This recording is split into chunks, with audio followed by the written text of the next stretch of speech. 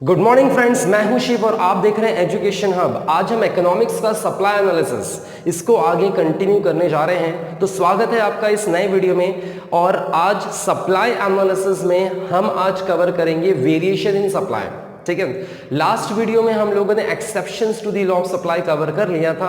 अब हम देखने जा रहे हैं वेरिएशन इन सप्लाई।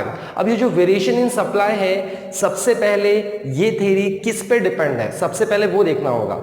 तो when quantity supply of a commodity vary due to change in prices and other factor remaining constant, इसका मतलब यहां पे प्राइसेस सिर्फ चेंज होगी, अदर फैक्टर चेंज नहीं होंगे। प्राइसेस बदलने से सप्लाई बढ़ेगी या तो प्राइसेस बदलने से सप्लाई घटेगी। मतलब या तो प्राइस बढ़ सकती है या तो प्राइस घट सकती है। और यहाँ पे आपको बस यही चेंजेस देखने हैं, मतलब यही वेरिएशंस देखने हैं। इसका मतलब कि क्या असर पड़ेगा प्राइसेस के बढ़ने से और घटने से, और उसका असर कर्व पे क्या पड़ेगा वो हमें इसमें कवर आज करना है। और उसमें दो टाइप्स आपको दिए हैं। फर्स्ट है आपका expansion in supply and contraction of supply. Expansion of supply मतलब होता है सप्लाई बढ़ना, और कॉन्ट्रैक्शन ऑफ सप्लाई होता है सप्लाई को डिक्रीज होना। ठीक है, लेकिन सिर्फ प्राइस की वजह से अदर फैक्टर कांस्टेंट रहेंगे यहाँ पे। तो फर्स्ट पॉइंट कवर करते हैं। सबसे पहले एक्सपेंशन ऑफ सप्लाई, उसमें क्या लिखा है exactly? Expansion of supply refers to a rise in quantity supply due to rises in price of the commodity. इसका मतलब सिंपल तरीके से लिखा है कि अगर प्राइसेस बढ़ती है तो सप्लाई बढ़ेगी। And expansion lead to an upward movement on the same supply curve. मतलब आपका जो सप्लाई कर्व है वो अपवर्ड मूवमेंट की तरफ मूव कर जाएगा। सप्लाई बढ़ रही होगी तो कर्व और ऊपर की तरफ मूव करेगा। ठीक है, और इसी को वहां पे ग्राफ में भी उन्होंने रिप्रेजेंट किया हुआ है। अगर आप ग्राफ देखेंगे तो उसमें सप्लाई कर्व ऊपर की तरफ मूव हो रहा है, क्योंकि प्राइसेस पहले जितनी थी, पहले पी थी प्राइसेस, उसके बाद प्राइसेस प्री 1 हो गई, मतलब प्राइसेस बढ़ गई। और पहले क्वांटिटी थी, उसके बाद क्वांटिटी 1 पे शिफ्ट हो गया आपका सप्लाई। तो इसका मतलब सप्लाई इंक्रीज हो गया due to increase in prices. Simple तरीके से समझाया गया है। और यही फर्स्ट पॉइंट था आपका एक्सपेंशन इन सप्लाई। इसी ग्राफ को आपको अपने लैंग्वेज में प्रॉपर तरीके से एक्सप्लेन करना है। ठीक है, मतलब पहले प्राइसेस इतनी थी, सप्लाई इतनी थी, प्राइसेस इंक्रीज हुई तो सप्लाई आपकी इंक्रीज हो गई।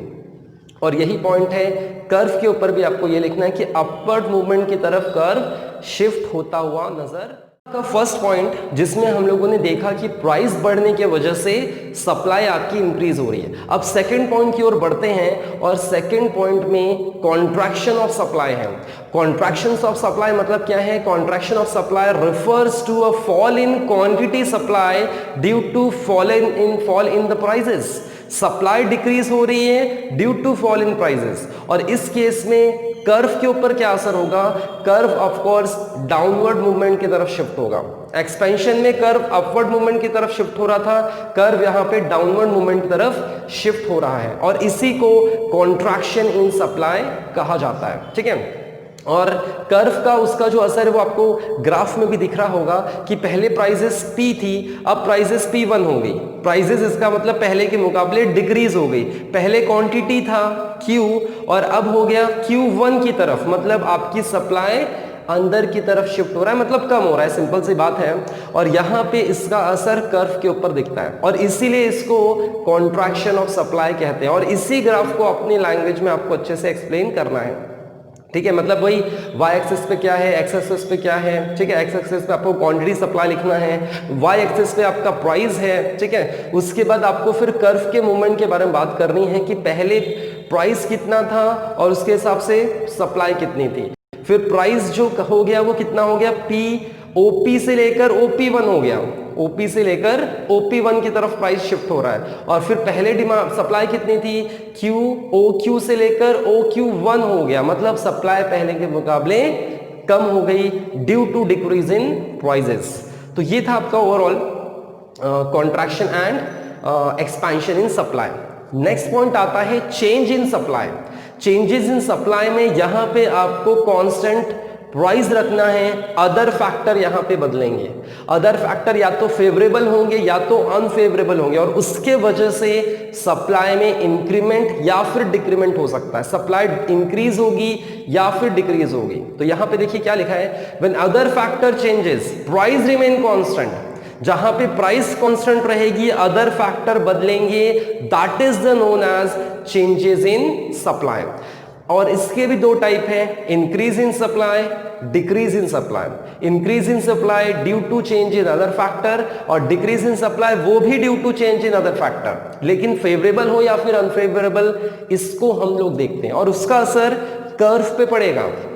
तो फर्स्ट पॉइंट देखते हैं, increase in supply refers to rise in supply of a given community, मतलब सप्लाई आपकी इंक्रीज होने वाली due to favourable changes in other factors. Favourable changes in other factors में क्या एग्जांपल है, प्राइस ऑफ इनपुट, मतलब रॉ मटेरियल की price, ठीक है, लेबर की प्राइस, इलेक्ट्रिसिटी की प्राइस, ये जो इनपुट है जो प्रोडक्ट बनाने में लगता है, उन सब की प्राइसेस अगर बढ़ती है तो उसका असर ऑफ कोर्स सप्लाई पे पड़ेगा, आपके प्रॉफिट कम हो जाएंगे।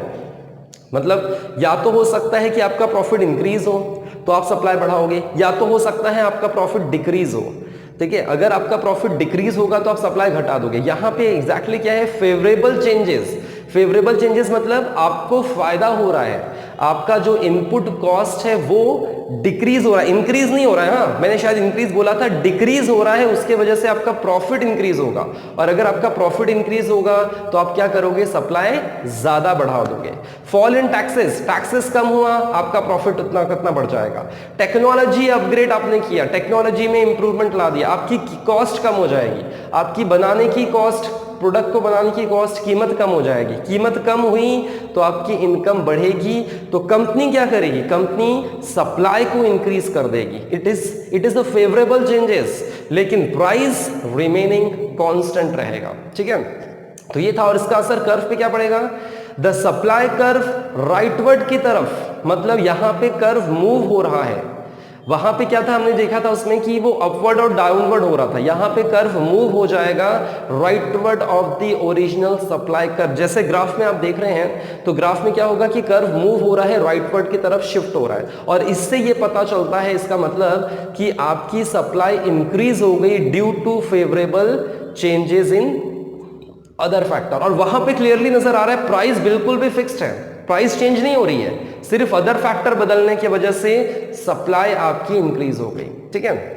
इसी को इंक्रीज इन सप्लाई कहते हैं। उसके बाद सेकंड पॉइंट को कवर करते हैं, decrease in supply. Decrease in supply में क्या लिखा है, decrease in supply due to fall in supply of a given community due to unfavourable changes in other factor. Unfavourable changes मतलब यहां पे जो अदर फैक्टर बदला है उसका हमें फायदा नहीं हो रहा है, हमें नुकसान हो रहा है। हमें नुकसान होगा तो हम क्या करेंगे, सप्लाई को डिक्रीज कर देंगे। जैसे टैक्सेस रेट गवर्नमेंट ने बढ़ा दिया, टैक्स बढ़ाने से हमारा प्रॉफिट घट जाएगा, ठीक है। आउटडेटेड टेक्नोलॉजी हमारी हो गई है, मतलब उसमें खर्चे ज्यादा लग रहे हैं और सप्लाई कम हो पा रहा है, प्रोडक्शन कम हो पा रहा है, तो हमारे खर्चे बढ़ जाएंगे और फिर हमारी कीमत बढ़ जाएगी, कॉस्ट बढ़ जाएगी, तो ऑफकोर्स हम सप्लाई को डिक्रीज कर देंगे। वर्करों ने स्ट्राइक कर दिया, काम एकदम ठप पड़ा हुआ हो जाएगा। इसका मतलब ये सब जो अदर फैक्टर्स हैं ये बदल रहे हैं, और वो भी नेगेटिव, वो भी अनफेवरेबल, जिसके वजह से हमारा प्रॉफिट होने के बदले हमारा नुकसान हो रहा है। और जब हमारा नुकसान होगा तो हम क्या करेंगे, सप्लाई को डिक्रीज कर देंगे, और इसका असर कर्व पे भी पड़ेगा।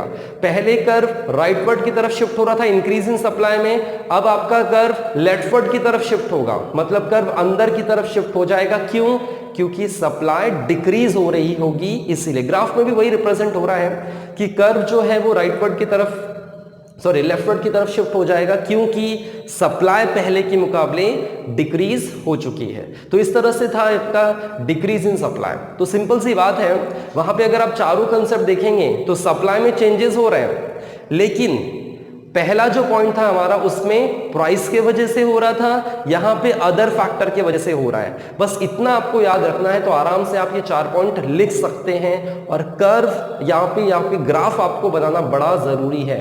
अगर ये कोई भी पॉइंट आता है, इसमें कभी कभी डिस्टिंग्विश भी पूछ लेते हैं, तो आपको यही पॉइंट लिखना है पॉइंट में और ग्राफ बना देना, ठीक है। तो ये था ओवरऑल आपका ये कंसेप्ट, और इसमें आज मतलब हम इतना ही कवर करेंगे, और आगे हमें concept of cost and revenue concept हमें मिलने वाला, वो होगा इस चैप्टर का लास्ट टॉपिक। तो उसको कवर करते हैं नेक्स्ट वीडियो में, मिलते हैं नेक्स्ट वीडियो में। तब तक चैनल पे बने रहिए, चैनल को लाइक और शेयर जरूर कर दीजिए, और तब तक के लिए